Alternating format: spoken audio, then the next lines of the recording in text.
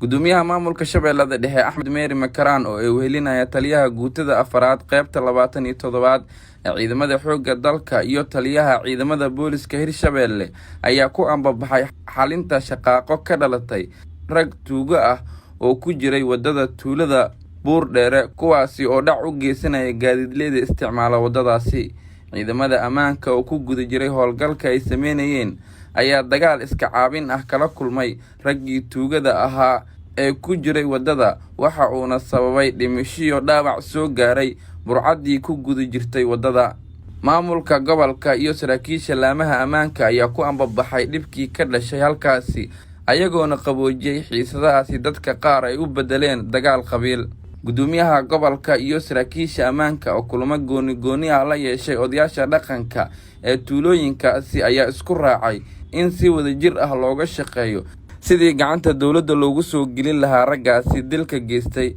loogana hortagi lahaa burcadaasi. dawladda khayr Allah xoog aloowiya dawlad la'aan lama joogayo meel dadka meeshaan jooga dawlad madaxeeru iyo taladeeru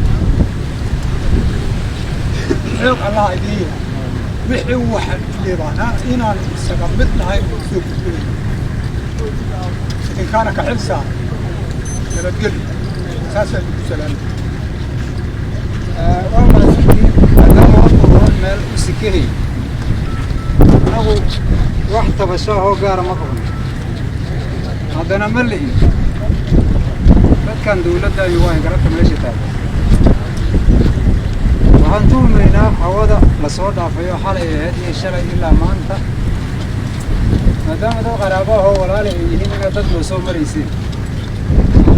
waxaan deegaanka abadtuulada degmada xakunto dawladuna xakunto wax xaquuq ay ku leeyihiin wada tashadooda meelaad noo soo marteen maadaama aad meel noo soo marteen taas daliil yaraan ugula jirta hadda waa naga baxay oo waa noo timaaday inaadan cid noo soo marina xaquuqda bini'aadamka degmada ku aftirsada idinku leeyahay idinku leena inaad garatiin waa la rabaa waana garatiin hadda ma meelan noo soo marina iyadana wacyigelin waa ka rabnaa soo dhawaada. gudoomiyaha degmada Cadalle ayaa sheegay inay nabad ka jirto deegaanada hoostaga Cadalle ee gobolka Shabeellada Dhexe. dhammaan dadweynaha iyo gudoomiyaha gobolka Shabeellada Dhexe taliyaha saldhigga bahda ciidamada isgaarsiinta ciidamada amniga dhammaan assalaamu calaykum. bacd salaam halkan waxaan idinkaga sheegayaa inay arrinta ku dhamaato nabad iyo barwaaqo wixii dhacay la xaliyay laga gaaray go'aamo wixii dhimanna lagu daba jiro guud ahaan ay guul noqon doonto inta noo dhiman haddii alla idmo waxaan ka gaarnaa horumar badan inta kalena waa noo dhamaystirmi doonta haddii alla idmo waxaan rajaynayaa inay noogu dhamaato si nabad ah xaaladda haddana jawigu uu degan yahay dhammaanna gacanta lagu hayaa amniga. waxaa dalkan ka jira culeysyada ugu badan ka imaahayna isku dirka qaybo badan oo ka mid ah keenaya baahida dalkan ka jirta abaaraha yacni sidaad ogtihiin caafimaad darrooyin waxyaabo badan oo isku jira dalkan ka jira waxaan rajaynaynaa ayagana in gacan nagala sii doono. ugu dambeyn gudoomiyaha Shabeellada Dhexe Axmed Meeri Makaraan ayaa sheegay in meel looga soo wada jeesto qalqalgelinta amniga. shaqaaqooyin yar oo ka dhacay meeshaan ayaan u joognay howlihii bulshada meeshaan deganeed iyo dhibaatooyinkii meesha ka dhacay qaybo badan oo bulshada ka mid ah ama akhyaarta ama dadka maaragtay waxgaradka ah oo bulshada deegaanadan degan waa iska aragnay xaaladda sida ay u dhacday waxaan dhahnay waa xaalad maaragtay ku saabsan ama loo wajahayo xagga maamulka inuu maaragtay wax ka qabto xaalado qabiil iyo waxay kale dadkii maaragtay waxyaabihii aan ka cabsayn inay meelaha ka dhacaana dadweynihii waan kala hadalnay dadkiina si fiican ayaan isugu afgarannay hawshii ama dadkii dembiyada geystay oo khaladka meeshaan dadkii ku dhintana alla u naxariistaan leenahay intii ku dhaawacantana allaha bogsiiyo arrimihii qaladka ahaayoo ka dhacay meeshaan maamulka ayaa hawshaas ku daba jiro dadkii dembiilayaasha oo dembiga geystana in gacanta lagu soo dhigo ayuu maamulka u taagan yahay hawshaasaana hadduu ilaahay yidhaahda maaragta socoto ilaa hawshaasu ay ka dhammaatana maamulka ama ciidamada ammaanka oo kolley degmada maamulka degmada iyo ciidamada ammaanka oo halkan militariga joogo intaba maaragta inay iska kaashtaan sidii gacan loogu soo dhigi lahay dadkii dembiga geystay dembiga qofkii geysatay ayaa loo ciqaabaa qof kaloo loo heesta ma jirto dadka bulshada ku nool degmada Cadalle ama tuulooyinkan ku teedsan meesha dhibaatada ka dhacday waxaan maaragtay u sheegaynaa inaan qof ay dembi aysan gelin aan cidna u haysan maamulkan wuxuu u daba joogaa qofkii dembi geystay qofkaa dembi geystay ayaana loo ciqaabi doonaa hadduu ilaahay yidhaahdo waan ognahay horeyna waa u sheegnay markaas haddaan intaas uga baxo xaaladdii meeshaan ka jirtay oon u nimiday oo maalmahan aan ku guda jirnay intaas markaan uga baxno xaaladda maaragtay amniga iyo xaaladdii dhacday degmada waxay ka mid tahay degmooyinka dhibaatooyinka abaaraha ay faraba'an ku hayaan